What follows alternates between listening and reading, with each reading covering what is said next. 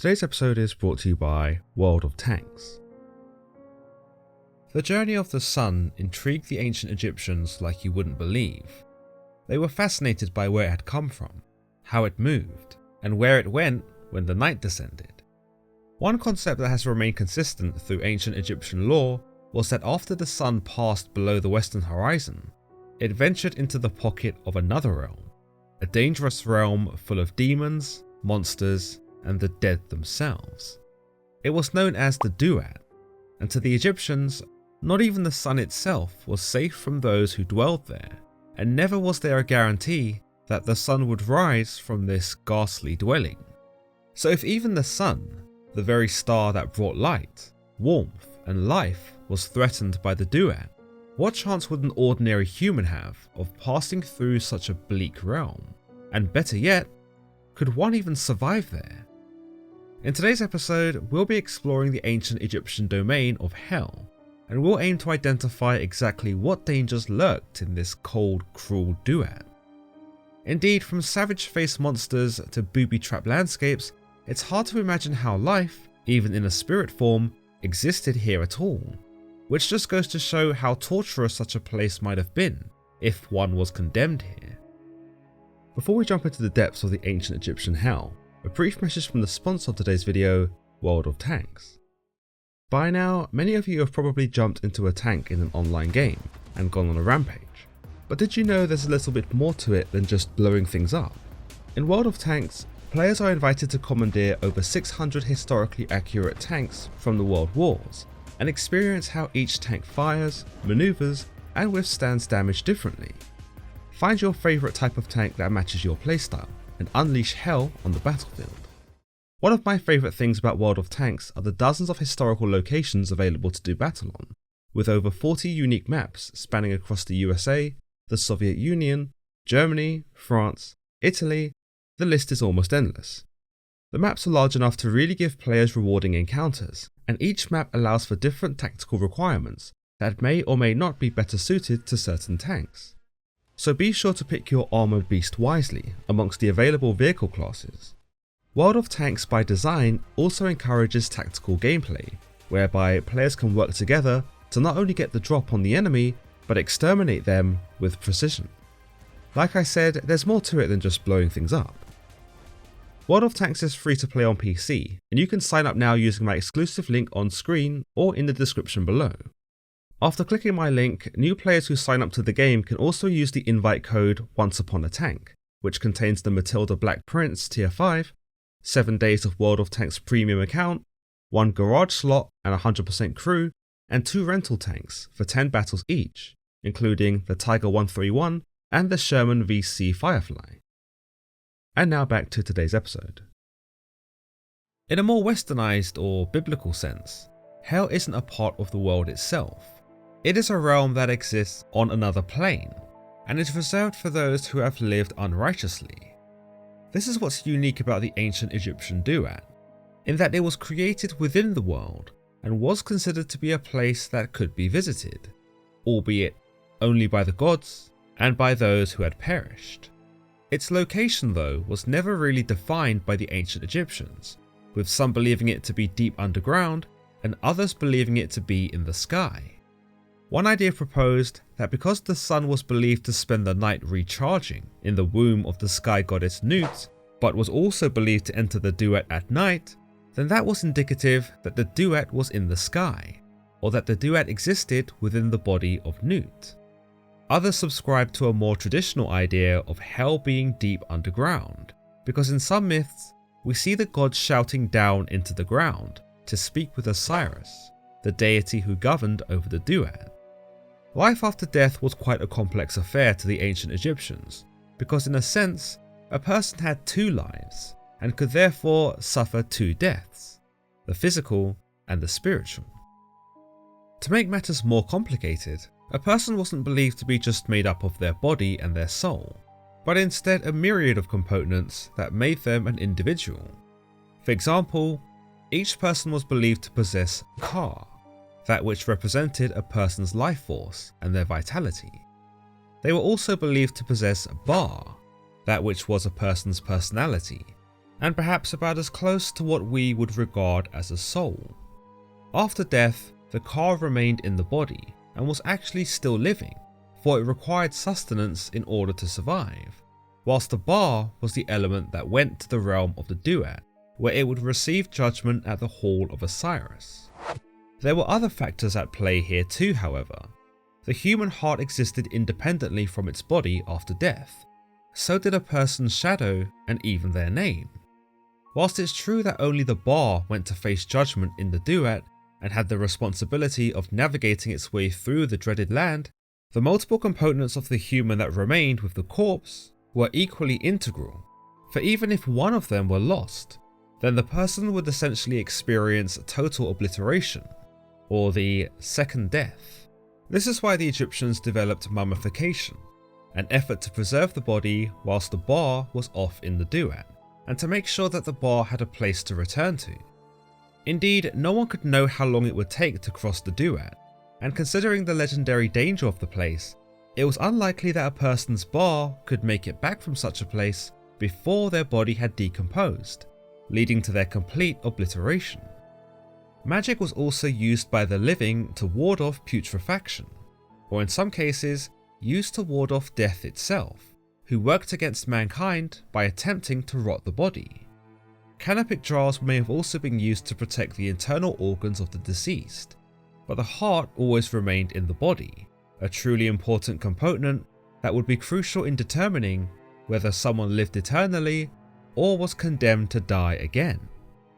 A ceremony known as the opening of the mouth was also conducted for the deceased, which basically enabled the dead person to receive their bar when and if it returned, as well as granting them the ability to eat and drink from offerings brought from the living, which they'd need to feed their car until they were once again complete.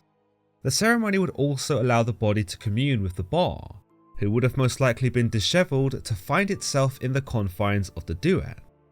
With this ability, the bar could be told by the deceased anything that they thought would be particularly useful, including magic spells, prayers of protection, and names of demons, which would certainly come in handy for the bar as it faced its ultimate challenge. In short, despite being separated, the deceased and the bar worked in tandem, and though only one of them was in the actual Duat, they both appear to have experienced its horrors equally. When we consider the pyramid tombs of the ancient pharaohs, we know that almost all of the relics they were buried with served some purpose in either guiding one through the Duat or protecting them against its many dangers. Indeed, the ancient Egyptians understood that the first death was unavoidable. Everyone had to face the Duat at some point in their lifetime, but the second death could be overcome, or at least could be better prevented with a bit of planning and a bit of strategy. For example, the Book of the Dead, an ancient Egyptian funerary text written by multiple priests over a 1,000-year period, was found to be buried with the deceased so that they might consult it when they were in the Duat. The book contained many spells that could keep one safe in such perilous conditions, or ward off demons that one was likely to come across, and perhaps just keep one sane. It also contained information on the Duat that might have been forgotten during the first death, things such as details on the landscape and or the objective at hand. In essence, you could think of it as an ancient Egyptian manual to hell, an itinerary of the worst place anyone could ever find themselves. The Book of the Dead could also be used in conjunction with other items in order to maximize one's chance of survival. For example, the Ushapti figurines that are commonly found in the tombs of pharaohs were inscribed with spells from the Book of the Dead. These inscriptions upon the figurines could turn the once inanimate objects into assistants, guides, or even guards. Whilst this alone would not guarantee one's safety in a place like the Duat, it was probably better to have them than to face the Duat alone. Beetle-shaped amulets, commonly known as scarabs, were also found to be buried with pharaohs to protect the physical body and the car. All in all, it's hard to say how much these precautions really helped those who had died, considering that even with their magically infused charms, they still had to reach the Hall of Osiris, and they still had to pass the test of the god Anubis, which could only be passed if one's heart was lighter than a feather. Ultimately, it didn't really matter what protection you had in the Duat, because in the end, if you were a bad person, you were likely destined to face the second death anyway. As we've established, the ancient Egyptians believed that the physical death was not the true death. It was just a change of circumstances. Imagine living this life knowing you had a respawn. It's true you might still take precautions so that you don't leave your loved ones behind and don't have to face this Duat business at all. But there would probably be a little less anxiety when facing death, because it would be known that this is not the end. But when the first life is spent, and you find yourself in the new land, where pretty much everything is trying to kill you, and for good this time, well, it really puts the pressure on, and makes the dread of the Duat all the more palpable. In the pyramid texts, the oldest Egyptian funerary texts, the Duat is sometimes described as a vast desert littered with caves and formations, boldly marked by a tall gateway. There could be no mistaking the place, and if one had died unsuspectingly, there would still be no doubt as to where they were now. Panic would set in almost immediately. They might attempt to magically access the Book of the Dead, assuming they had been buried with it, and they might even try to mutter some spell in an effort to protect themselves against the terrors they now faced. Whatever one might do in those initial moments is almost redundant, because sooner or later they would have to face the reality and pick a direction in the hopes that it not only led to the Hall of Osiris, but that they weren't sabotaged along the way. Indeed, the most terrifying thing about the Duat was that if the creatures here got to you first, you and your bar would be destroyed, and you'd experience the second death and total obliteration whether you were righteous or not. We are told from the pyramid text that the Duat was a miserable place. There was no air, no water, and no light, just a frightful space that was brutal and harrowing. The terrain was hostile, no food grew in the Duat, and worse yet, much of the landscape was riddled with booby traps. The grim tortures that awaited in this network of tunnels, caves, and shadowy chambers were visceral and bloody, and one wrong step could see you strung up by the balls and left to dangle for all eternity, or at least until some demon came along to feast on your flesh. Demons were not even the worst creatures that one could run into when in the Duat. The funerary texts make note of creatures known as the denizens of the Duat, violent creatures whose sole existence appears to be the apprehension of the bar and the total torment of those passing through. These may very well be the same savage-faced creatures that Osiris makes reference to in the contendings of Horus and Set, a mythological story found in the Chester Beatty Papyri. In the mythology, when the gods turn to Osiris for advice over who should be king between Horus and Set, Osiris responds with a not so thinly veiled threat, saying that he will send savage-faced messengers from his Duat to punish them if the wrong decision is made, and if justice is not served. Rather ominously, he hints that these savage-faced messengers are so fearsome that they will even tear out the hearts of the gods. With that information, the question must be asked that if these messengers have the strength to murder the gods, what chance does a disembodied human have in their quest to navigate the Duat? Aside from the more ambiguous denizens, the Duat is also believed to be sprawling with baboons, possibly the followers of the bloodthirsty Egyptian god Babi. And make no mistake, his ranks are eager to emulate his appetite for gore, as they are known to hunt down wanderers and eviscerate them.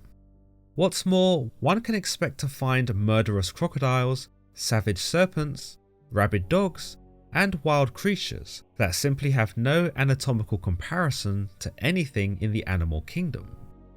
Lastly, one of the more significant creatures in the Duat is eerily reminiscent of the Lake of Fire found in biblical scripture.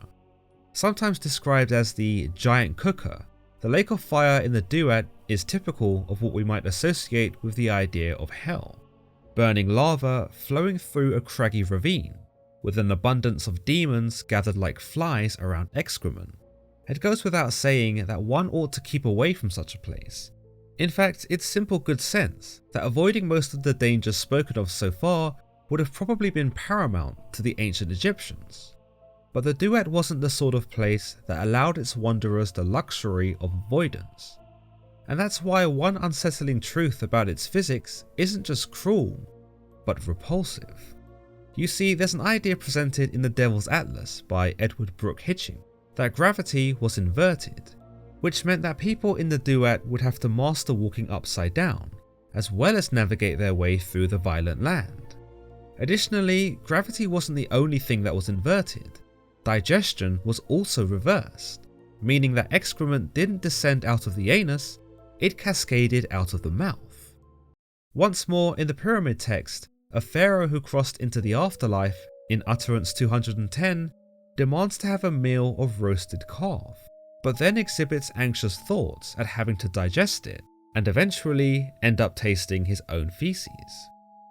The ancient Egyptians had a strong belief in magic, and indeed they were believed to be magicians who could perform various acts of supposed divinity, including blessings, curses, healing the sick, enhancing one's strength, and even more malicious spells that could fatally wound someone.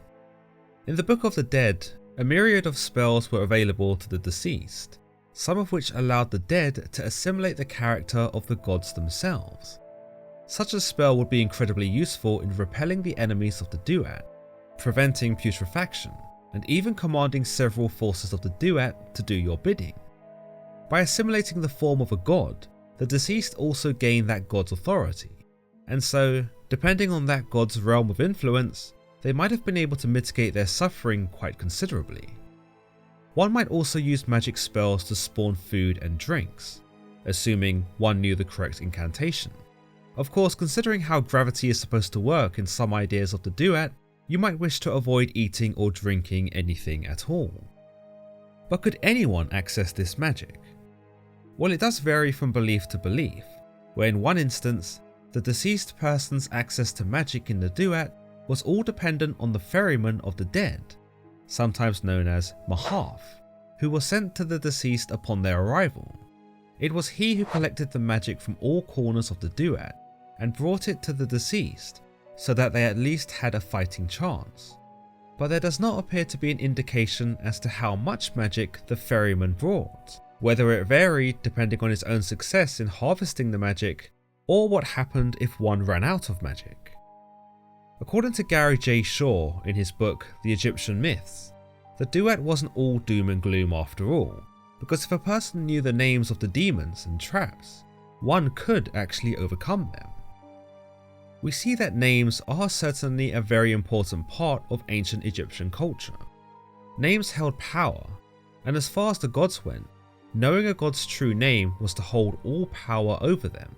When the goddess Isis asserted power over her father Ra, when he is bitten by a snake that she had placed in his path, the snake was enchanted by Isis's magic, so that its venom was made even more potent, and with this, Ra's life hung in the balance. None of the gods knew what to do, and only Isis had the antidote, so she bargained with her father, telling him that the only way to heal him was to know his true name. Ra, who was in a fair bit of pain, acquiesced and whispered his true name to his daughter, who then in effect gained all of his powers. With that same principle, all a person in the Duat had to do was say the names of the demons who hounded them, and this would suffice in keeping them at bay. Furthermore, the navigation of the Duat was believed to be made easier by the gods themselves, for they were meant to clear a safe path for the deceased on their way to Osiris. Shaw also notes that according to the Book of the Dead, the gods actually filter out who enters the Duat by placing a giant net between the sky and the earth. With this, they hope to catch those who are unsuitable for a second life, and obliterate them before they have a chance to brave the horrors of the Duat. However, this too can be overcome if you know the name of the net, and it is believed that one will just pass through it once it is uttered. As the sun god Ra is believed to descend into the Duat during the nightly hours, one of the most interesting places to visit would be Ra's barge, the boat in which he soars in as he heralds the sun across the sky. Not only may one be compelled to see the barge, but they might also aim to find it in an effort to seek refuge from demons. The barge was also believed to be a place of succor, a pit stop if you will, where the lost souls of the Duat could gather to eat and drink, and maybe even swap horror stories of what they had seen so far. Beyond the barge, one may have been miffed to discover that most of the Duat is barren, save for the main gates which led to Osiris, and an abundance of mounds and caverns. Mapping the layout of the Duat was nigh impossible, particularly for someone who had just arrived. Memorizing each mound, each cave, each rocky outcrop would prove to be a tedious waste of time, considering the size of the place, and even if one could memorize the land, it may have only served to be discouraging. But those main gates may have been the light at the end of the tunnel, a North Star if you will, that kept travellers going, even though they were both exhausted and terrified. The gates themselves may have also been several in number, with some spells in the Book of the Dead specifying that there were 7 gates that led to Osiris, each with demonic guards and keepers. One belief suggests that these gates broke up the Duat into sectors, kind of like a giant city consisting of several small towns, and that the further you went into these sectors, the more dangerous and forbidden they became. But alas, one would need to pass through all of them in order to reach Osiris, and in some cases, one would need to fight the guards at each gate, unless they happen to know the names of the guards in order to assert power over them. According to the Book of the Dead, each guardian of the gate also has their own personalities and behaviours.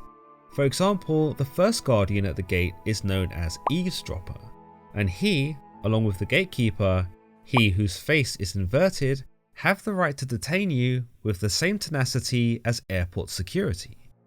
Meanwhile, in the text, the House of Osiris, in the Field of Reeds, there are 21 gates, each guarded by mistresses of destruction and their pet demons. At the 8th gate in this classification, if you will, a guardian of the gate, also referred to as a gate goddess, goes by the name Hot of Flames, Destructive of Heat, Sharp of Blade, Swift of Hand, who kills without warning, whom none pass by for fear of her pain, which is quite a mouthful to say or even remember when you're fighting for your life.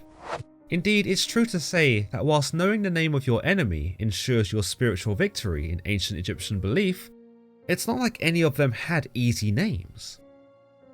The mounds we spoke of in the Duat aren't just a natural formation of the land, no. Of course, each individual mound has to possess a trap, or threat, or some kind of obstacle that you really wouldn't know unless you read the entirety of the Book of the Dead.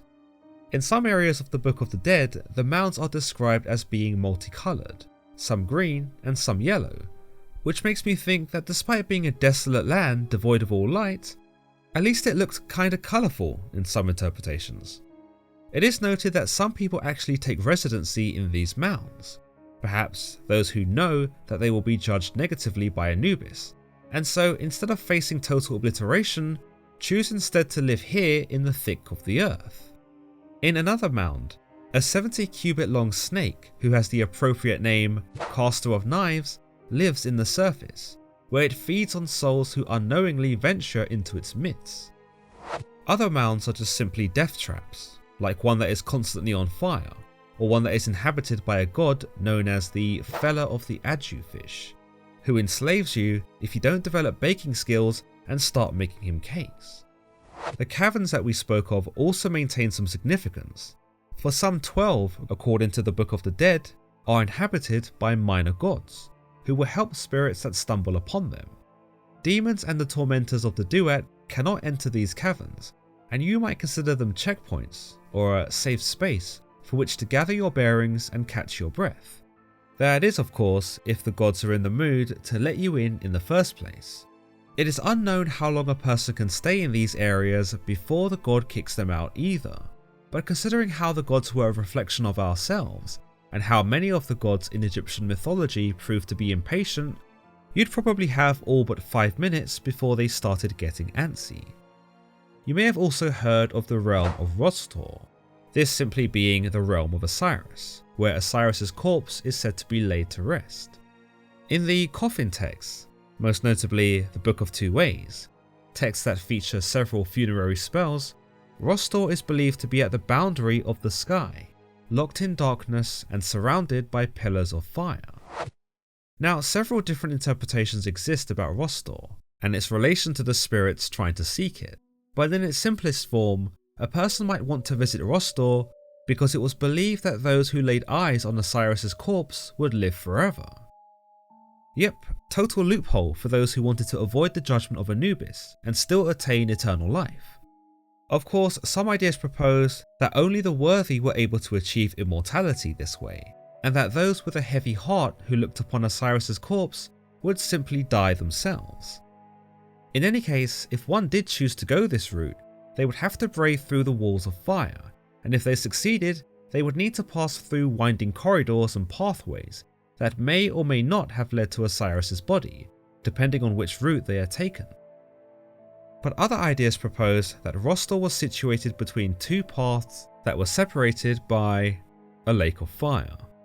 Crossing the lake of fire was virtually impossible, but as luck would have it, depending on which of the two paths you took, one would incinerate you and one would heal you, allowing you to pass safely. There just wasn't a way of knowing which one was which.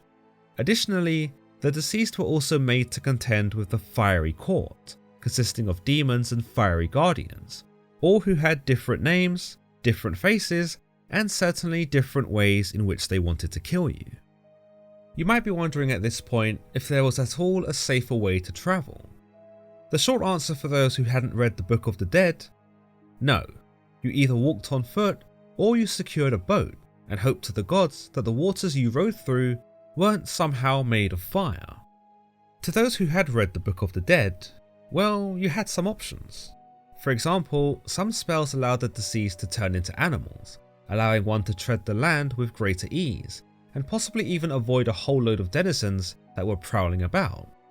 In one spell, a person could even transform into a phoenix, which admittedly is probably overkill, and something that ought to be patched, but also something that you'd probably activate almost immediately if you found yourselves in the Duat.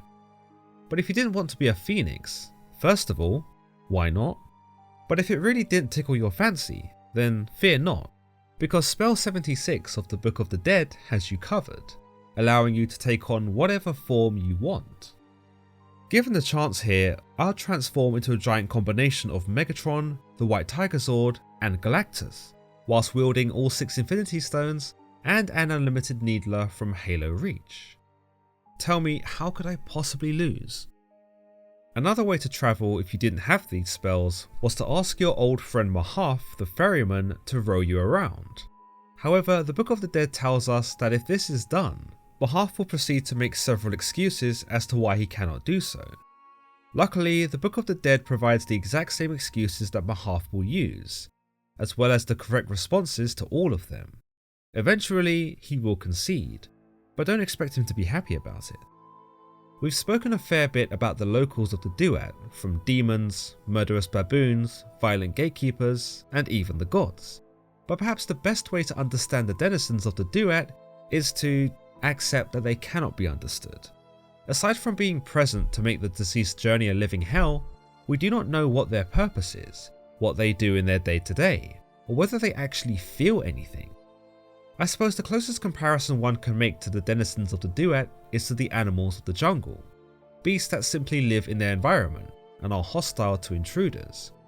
Creatures with their heads the wrong way, or eyes on their stomachs, or even creatures covered in tongues are all to be expected in the Duat, but I suppose one shouldn't get too hung up on what the heck they actually are.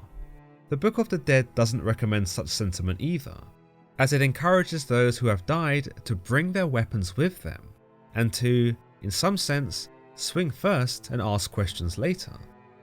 Aside from the weirder looking creatures, you can expect to find regular animals that to some degree have a more human introspective. They possess a higher consciousness like we do, they can talk and perceive as we do, and they can exhibit evil behaviour too. Crocodiles in the Duat are probably the most ruthless, who roll around in packs and seek to rob the deceased of their magical energy, leaving them defenseless and vulnerable. Snakes are also quite keen to go on the attack, and as aforementioned, can grow to gigantic sizes not otherwise possible.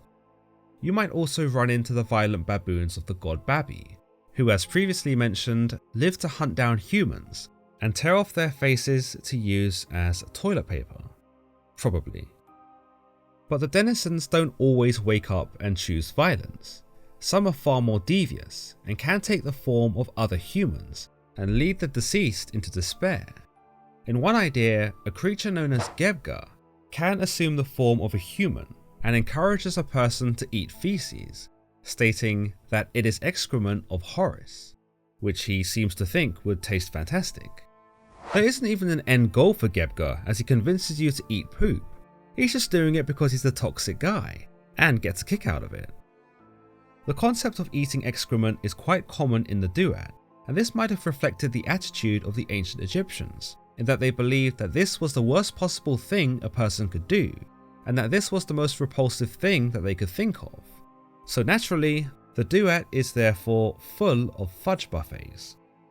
After having overcome the trials of the Duat, the deceased would find themselves, if they were lucky, at the Judgment Hall of Osiris, where arguably the real test began.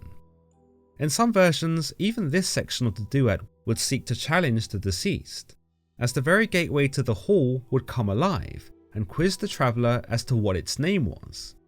Luckily, the Book of the Dead provides the name of the gateway, and the exact format of the conversation, so as long as the deceased stuck to the script, they'd be allowed to proceed. Upon entering the Hall of Osiris, you'd likely be overwhelmed with a sense of triumph, but also anxiety. This was after all the final destination, quite literally for some souls, and everything that had transpired in the hellish land outside had all led to this moment. Anubis, the god of the dead, would take the deceased by the hand and lead them further into the hall, which Shaw describes as being arranged like a chapel, with a roof supported by columns, but decorated with feathers and cobras. 42 knife-wielding gods who have been mummified sit kneeling on either side of the hall, about as ominous as anything, and each with a different animal head too. The gods would be present. The ibis-headed toad stood nearby with writing apparatus, ready to record the fate of the latest arrival. The pretty-faced sisters, Isis and Nefertiti, watched over silently from the corners of the room, whilst Osiris, the man of the hour, sat enthroned with crook and flail in hand, ready to pass judgment. Yet there would have been one final scare in store for the deceased who'd made it this far, and that was the monster Amin, a beast with the head of a crocodile, the torso of a lion, and the legs of a hippopotamus, an amalgamation of Earth's fiercest animals. Of all the things that one may have seen out in the Duat, much of it would have paled in comparison to the diabolical beast that hungrily watched over the proceedings. This was the final test of the Duat, for if the deceased could not reasonably convince the gods that they were righteous and deserving of eternal life, they were fed to Amit, a creature no man could overcome. After declaring one's innocence, and justifying why they ought to earn eternal life, Anubis prepared scales by which one's heart would be weighed against a feather. Should the heart weigh lighter than the feather, then this was indication that one was indeed virtuous, and had the right to attain eternal life with the gods, free to wander the field of rushes and to bask in paradise however they may choose. But if one's heart weighed heavier than the feather, then this was an indication that the deceased was a bad person, a person of regrets and sins and wrongdoing, thus making their hearts so heavy. There was no bargaining beyond this point for the deceased, and without much remorse, one was thrown into the maw of the monster Amit, and ultimately forgotten about. But interestingly, though one was at the mercy of the gods here in the Hall of Judgment, there was something they could have done when they were alive to ultimately trick the gods into granting them eternal life, even if they had sinned in abundance. Once again, it's all thanks to the Book of the Dead, spell 30 specifically, which correlates with a tradition that if one had an amulet known as a heart scarab inscribed with this 30th spell, and had that heart scarab placed upon the heart of one's corpse, then it actually served as a shield that prevented the gods from actually seeing any of their sins. So if you did this, and your heart was then weighed against a feather, even if you had lied, cheated, stolen, murdered, it would still appear to the gods that your heart was lighter, and thus that you were a good person. With the gods being able to be deceived in this manner, you might say that living a virtuous life in ancient Egypt might have been encouraged, but it wasn't actually entirely necessary. That is, if you didn't mind deceiving the gods themselves. As always guys, let me know your thoughts on today's episode, and don't forget to give this video a thumbs up and subscribe for more content just like this. Also, let me know which mythological hell you'd like to see me cover next, and don't forget to check out the sponsor of today's episode, World of Tanks, using my on-screen code or the link in the description. Until next time.